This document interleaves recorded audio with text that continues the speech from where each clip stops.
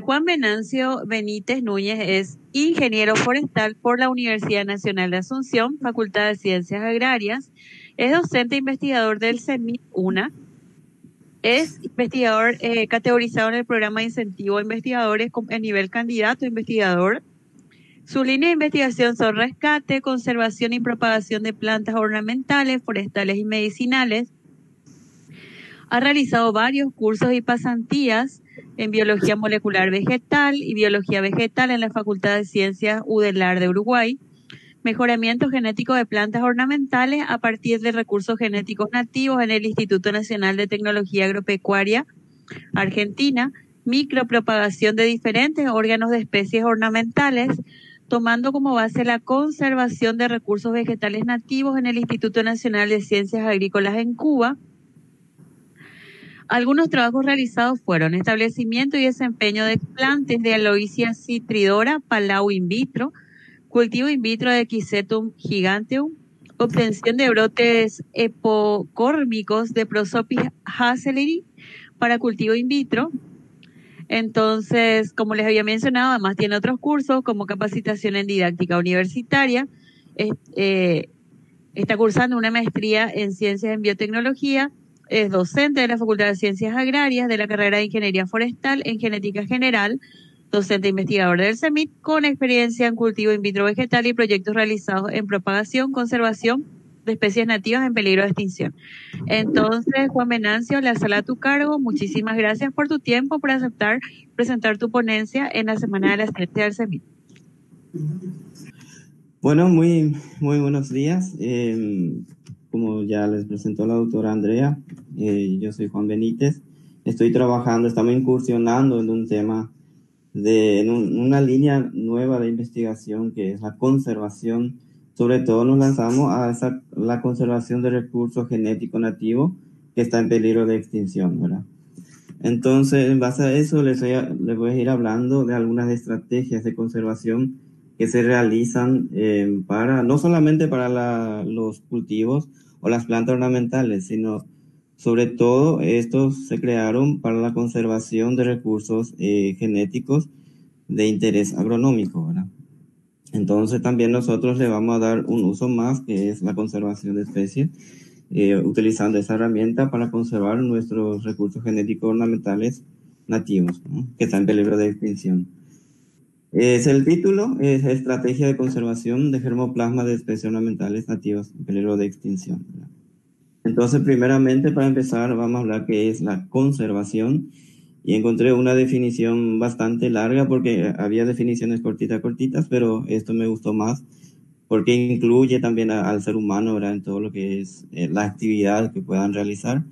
Entonces, conservación se define como el proceso destinado a atender las necesidades de la sociedad y de la naturaleza a través de una gama de formas de uso, desde la preservación, pasando por la protección y el conocimiento, hasta el uso sostenible de los ecosistemas, las especies y sus genes, con el fin de lograr los mayores beneficios actuales y potenciales para la humanidad, manteniendo los procesos ecológicos que sustentan la vida en el planeta. O sea, es una definición bastante amplia, donde podemos interactuar tanto en la parte natural, bosques y el ser humano, ¿verdad? Entonces, estrategias de conservación. Existen dos formas estratégicas de conservación de los recursos fitogenéticos: la conservación in situ y la conservación ex situ, ¿verdad? La conservación in situ significa la conservación de los ecosistemas, hábitats naturales y el mantenimiento y recuperación de poblaciones viables de especies en su entorno natural, y en el caso de las especies domesticadas o cultivadas en el medio donde han desarrollado las características que la distinguen. O sea, para eso hay dos enfoques comunes de la conservación. In situ son la conservación en reservas genéticas, ya sean parques, reservas naturales, y la conservación en las fincas agrícolas, ¿verdad? Que son los pequeños productores que conservan, ¿verdad?, sus variedades locales, que cultivan todos los años y que de esa manera van conservando, ¿verdad? Y que se dedica a eso, ¿verdad?, para autoconsumo y todo eso. Entonces, esto engloba todo lo que es, por ejemplo, parques naturales, ahí entra con su ecosistema, su hábitat, Y este es, por ejemplo, el producto, o sea, el cultivo de un pequeño producto, ¿verdad? Que tiene siempre todo variado, el maíz, mandioca, poroto y todo eso, ¿no? La estrategia de conservación ex situ es la conservación de los componentes de la diversidad biológica fuera de su hábitat natural. Entonces, las principales infraestructuras de almacenamiento para esta técnica de conservación son los bancos de genes o de germoplasma. Actualmente hay millones de accesiones almacenadas en cientos de bancos de genes en todo el mundo con objetivo de conservación y utilización. Esto es según la FAO, ¿verdad? Entonces, esta es una bóveda mundial de semillas, se llama. Se encuentra en Noruega, se inauguró en 2008. Entonces, cuyo propósito fue promover un respaldo de la diversidad de cultivos conservada en los bancos de semillas tradicionales del mundo. O sea, esto, por ejemplo, yo me acuerdo de algunos compañeros de Brasil, de Embrapa, y eso estaban comentando que estamos enviando tantas kilos de semillas, ¿verdad? Entonces, se están enviando ahí semillas para que después, cuando ocurra algo, ¿verdad? Entonces ellos pueden tener ahí sus recursos genéticos. Entonces, esta parte está disponible para su uso, ¿verdad? De investigación. Como dice, se puede hacer mejoramiento, se puede hacer cultivo, todo eso, ¿no? Bueno, la estrategia de conservación ex situ nos permite la posibilidad de adelantarnos a posibles eventos adversos, ya sea climático o por acción antrópica. Ahora, climáticos puede ser la lluvia, puede ser el cambio climático, sequía, incendios, inundaciones. Y por acción antrópica ya sabemos la expansión agrícola, la expansión de la ciudad, y entonces que podrían amenazar la existencia de nuestros recursos genéticos nativos, ¿verdad? Ornamentales o de interés agronómico para el consumo. Por eso es de suma importancia el estudio o identificación de los recursos fitogenéticos, potencial uso agrícola y ornamental que tenemos en nuestro país. Si es que no conocemos, si no hacemos estudios, si no indagamos, puede ser que se haya extinguido sin saber que exista, ¿verdad? Y podría ser una potencial fuente de genes importante, ¿verdad? Para nuestro consumo, para nuestros cultivos agrícolas, ¿verdad? Entonces, la conservación ex situ no implica solamente la preservación o almacenamiento de germoplasma, sino que incluye un conjunto de actividades para el manejo de estos recursos fitogenéticos, con el fin de asegurar su calidad, uso y disponibilidad futura. Adquisición de germoplasma, intercambio, mejoramiento genético, caracterización y evaluación, regeneración y multiplicación. O sea, es algo muy dinámico en la conservación ex situ, ¿verdad? Porque la única forma en ese banco de germoplasma mundial decía que podían inclusive algunas semillas que podían alcanzar los 100 años, ¿verdad? Pero sí o sí necesitan siempre un movimiento, ¿verdad? De esos, un constante cambio de eso, cada cierto tiempo. Algunas técnicas de conservación ex situ, hay varias, hay como 8, 9 por ahí, pero yo voy a comentar unos cuantos, ¿verdad? El uso de uno u otros métodos dependerá del programa de conservación, depende del programa de conservación de mi infraestructura, lo que estoy buscando también, ¿verdad?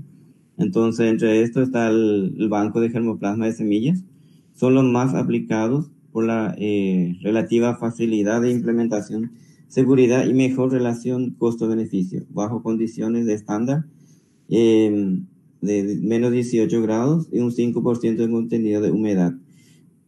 Acá en el país, en Paraguay, creo que no contamos con esto de menos 18 grados. Tenemos banco de germoplasma hasta 5 grados. Entonces, y eso depende más movimiento de semillas, se cambia cada tanto. Pero esas condiciones de menos 18 no encontré, ¿verdad? Las ventajas de esto permite preservar la diversidad genética representativa de una gran cantidad de especies en un espacio relativamente reducido. método factible para la mayoría de las especies vegetales existentes a nivel mundial. Casi todas las especies producen semillas, ¿no? El material genético se encuentra inmediatamente disponible para el uso que se requiera, para investigación, para el cultivo, porque ya son materiales que se puede usar al instante, ¿no? Se puede cultivar y hacer algunos estudios. 2. Jardines botánicos. También son un método ampliamente utilizado para preservar diversidad vegetal. Desde su inicio, los jardines botánicos estuvieron principalmente concentrados en cultivos de muestras de especies vegetales para fines de conservación, investigación, educación y divulgación. Solamente para eso era. Pero ahora en los países más avanzados, por ejemplo, ya tienen sus bancos de germoplasma, inclusive ya tienen sus cuartos de cultivo vegetal. Se han vuelto más exquisitos en eso, era para la conservación. Entonces, la ventaja, además de conservar la diversidad de especies, posibilita su divulgación e investigación. Pero tiene la desventaja se mantienen muy pocos ejemplares por especies, representando una baja diversidad genética intraespecífica. Entonces, lo que puede haber una depresión genética, porque no hay una variedad de esa misma especie, ¿no? Puede haber una cruza intraespecífica. Están sujetas a la pérdida por desastres naturales y por efectos de plagas y patógenos, ¿no? El número 3, por ejemplo, el banco de tejidos in vitro, surgen como una necesidad para preservar en forma más segura germoplasma de especies recalcitrantes y de propagación vegetativa. La ventaja de esto permite preservar un mayor número de plantas en espacios reducidos, así como tener mayor control fitosanitario en las colecciones, ¿verdad? Y facilidad de intercambio de materiales. La desventaja de esto requiere constante repique y cambio del medio de cultivo, lo que incrementa los costos de mantenimiento, aumenta el riesgo de contaminación microbiana, dependiendo, ¿verdad?, del operador, y la pérdida del material por error humano, ¿verdad?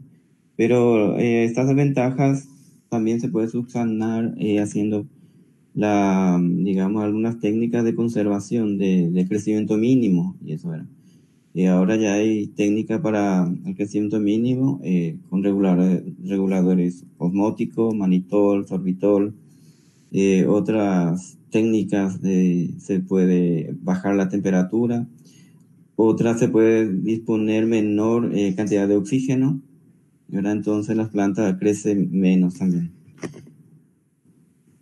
La criopreservación, método utilizado principalmente para la preservación de germoplasma de especies cultivadas de semillas recalcitrantes o reproducción agámica. Sin embargo, actualmente está adquiriendo una creciente importancia también para preservar germoplasma de recursos genéticos silvestres. Entonces, especialmente aquellos en peligro de extinción y raras. Este método se basa en la reducción y detención de las funciones metabólicas de materiales biológicos en nitrógeno líquido. Esto se congela a menos 196 grados.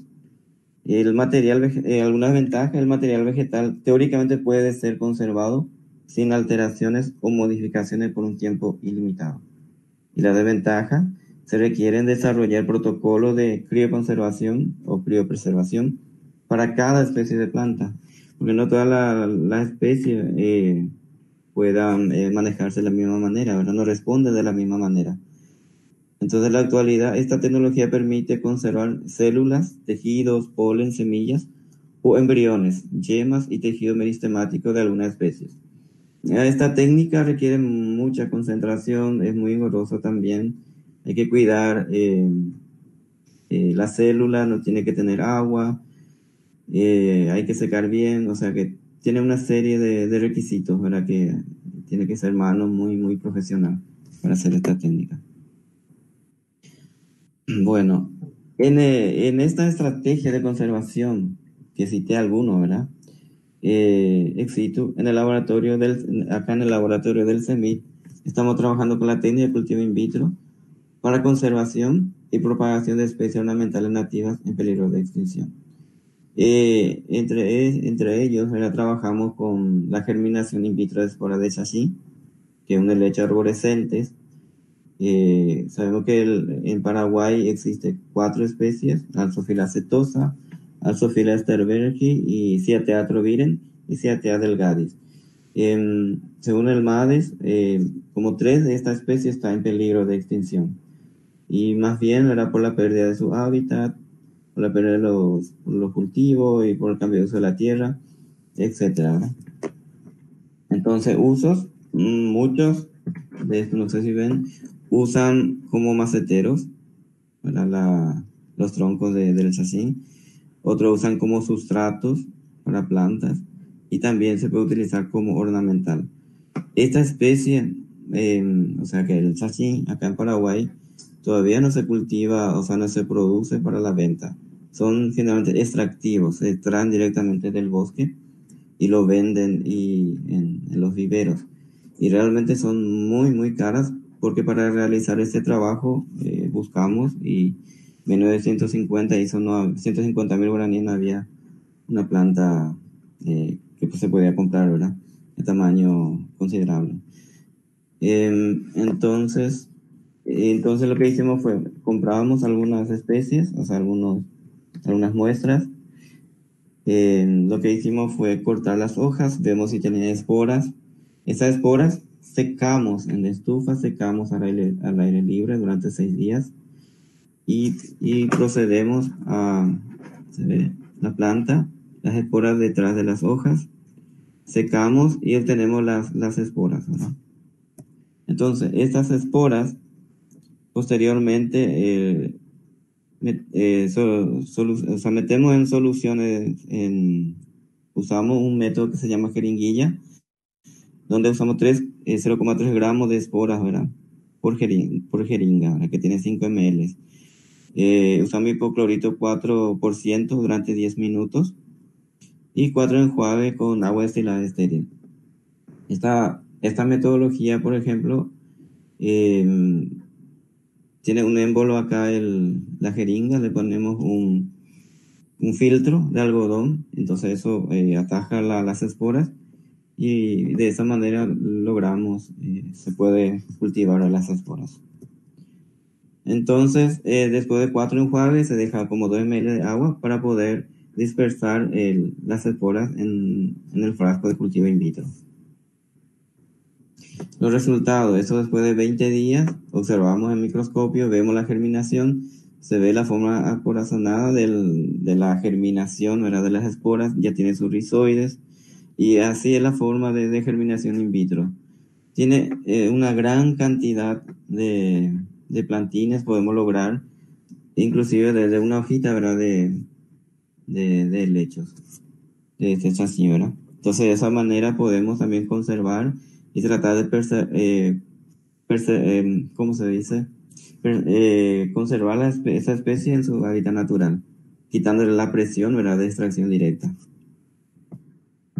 Otro cultivo que hicimos fue el cultivo in vitro de cola de caballo. Actualmente estamos haciendo una optimización del protocolo para su multiplicación masiva in vitro. Esto entró en un proyecto que es de transferencia de investigación acá de OTRI, de la UNA. Entonces, igual, ¿cómo conseguimos esto? Porque nunca vimos cola de caballo y planta acá, ¿verdad? A no ser que tenga la Facultad de Ciencia Química, que tiene sus jardines de aclimatación y eso, ¿verdad? Esto una vez conseguimos la mejor fuente también a veces de germoplasma en el mercado. Una vez encontramos esto en forma así fresco, recién cosechada. Entonces trajimos acá al laboratorio y empezamos a hacerle diferentes tratamientos de desinfección y obtenemos, introducimos in vitro, ¿verdad? Esto hace 5 años que tenemos esta planta, hace 5 años que tenemos in vitro acá en el laboratorio del CEMIT. Bueno, esos son los trabajos que realizamos acá, los 2 trabajos que mencioné, y alguna especie nativa con potencial ornamental en peligro de extinción, según resolución del MADES 470. Hay como más de 130 especies, ¿verdad? Según esa resolución. Pero yo creo que debería de haber más, ¿no?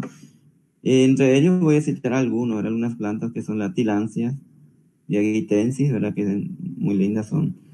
La viridecitacina, esta especie están en peligro de extinción y ya sabrán por qué, ¿verdad? Por la pérdida, sobre todo de su hábitat.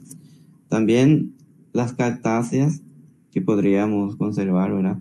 Parodia nigrispina, que son muy hermosas y esta cactácea, la cactácea hay muchísimas especies que están en peligro acá en Paraguay.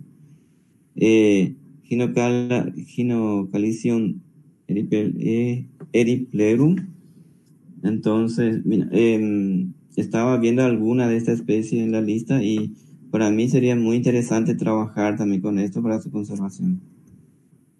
De las orquídeas está el cigopétalus maxilar, que es el Sacypotú, que depende también, ¿verdad? Del chasis. Y si, porque eso generalmente sale por el chasis y florece ahí, por eso se le llama Sacypotú, ¿verdad? Entonces, si pierde su hábitat, por ejemplo, el chasis también va a perder esto, ¿verdad? Estaban unidas, ¿no? La vainilla, Angustipétala, que es nativo, que está en peligro también. Son algunas especies que podríamos trabajar para su conservación, ¿no? Es algunas referencias y muchas gracias. Muchísimas gracias, Juan Venancio. Y en especial porque yo sé que él se suele extender un poco en el tiempo, esta vez está perfectísimo de tiempo. ¿Sí? Entonces, sí, súper Esa bien, es Juan una Venancio. grosera, esa es una grosera. Excelente. Y es una planta Eh, carnívora. Ya. si hay alguna consulta acá en el chat, algún comentario, alguna consulta para nuestro ponente.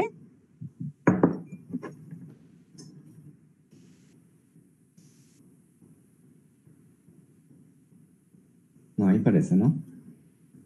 Parece que no, parece que quedó todo muy, muy claro.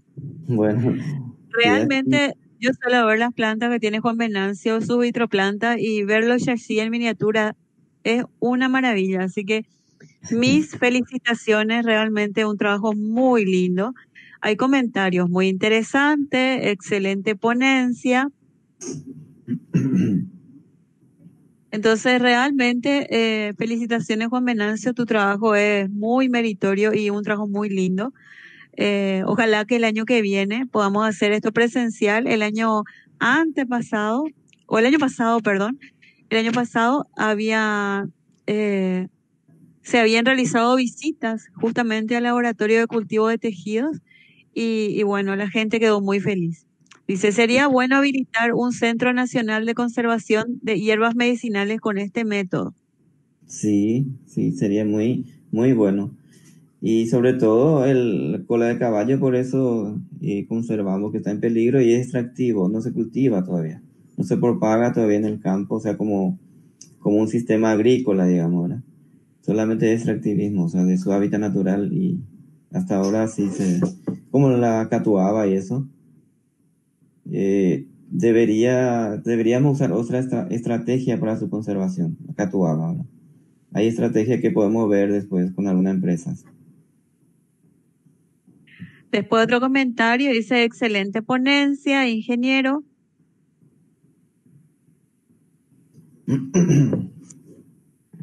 Entonces, muchísimas gracias a todos, ¿verdad? Por su atención y gracias a Juan Venancio por su tiempo y por compartir con nosotros su experiencia en este tema, que no hay tanta gente en el país que haga estas cosas realmente.